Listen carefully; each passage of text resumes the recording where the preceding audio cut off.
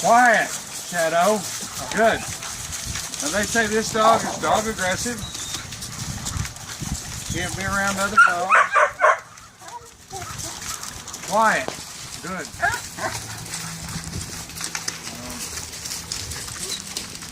I say he's under socialized and socially inept. But they have problems with him because he's big and strong.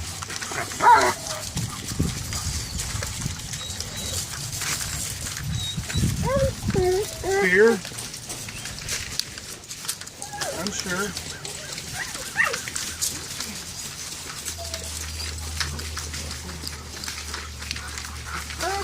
Magic of the slack in the leash here.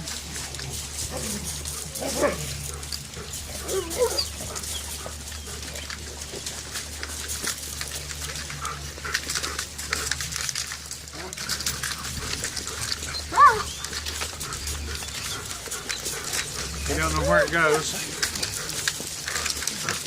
This is the first time he's been in the group? Actually, it's the second time. I did a deep frag with him. I was unsure. Stop it! Gus? Athena?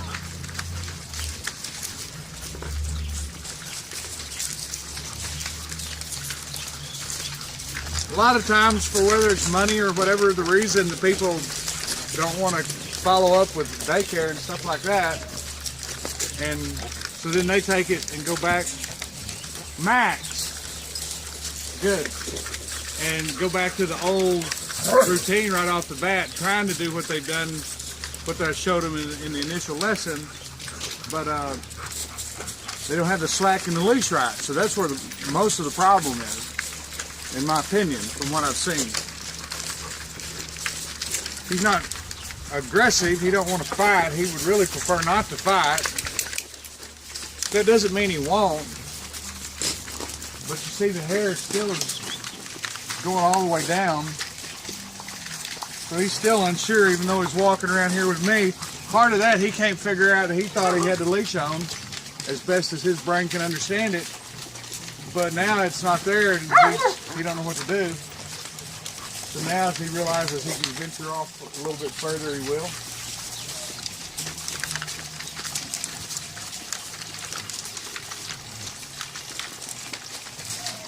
He's smelling. That's what you want him to do. He's sniffing. A lot of behaviors say that this is a flooding. I'm flooding the dog when I do this, and flooding is techniques in behavior that are artificial. You know, your light deprivation, sound deprivation, or overstimulation, one of the two. You know, waterboarding, those are forms of flooding. This, to me, is bombarding him, so in that way it's flooding, but it's bombarding him with his natural genetic communication from a pack with his same species, and it's like filling an information board.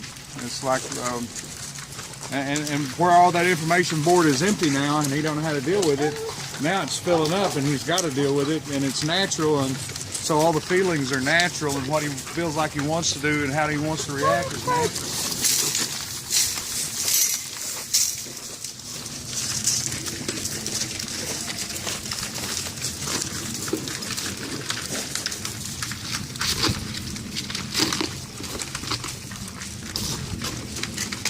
You know, and I gotta say this too. Well, there are other trainers who do this, you know, like with 2 or 3 dogs at a time and stuff like that.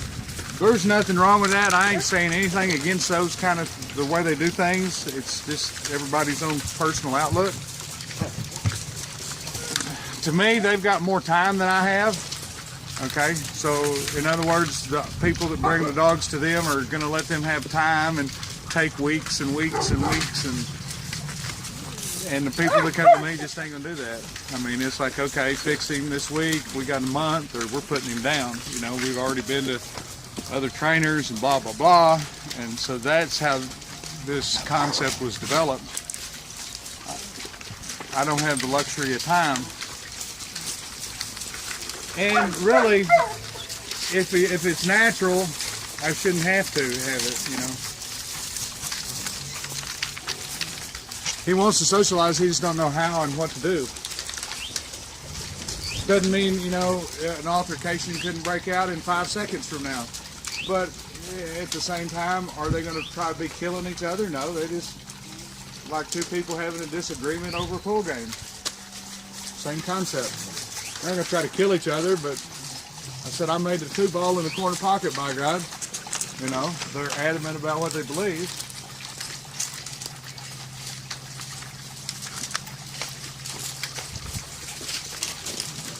See, every time you see him in this, when he goes around and he smells somebody's butt, you know, that's like a handshake. And for whatever reason, Max is saying, "Come on, man, I want to do something. Come on, let's do something. I don't know what."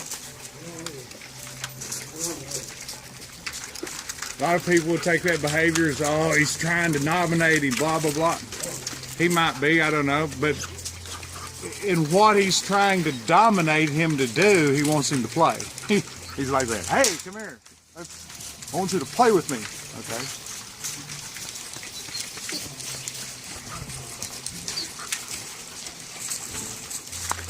Over 80% of the dogs I see are socially inept. They are not aggressive.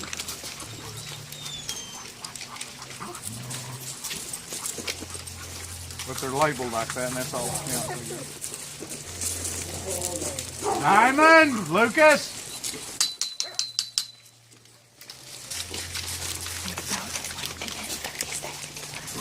Okay. And a lot of people that get upset about the stick too, you know, and the stick is just a tool. They don't understand it. The stick to them disappears. It's just like a long fingernail. So it's just a tool that we can use to communicate.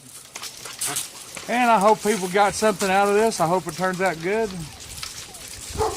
And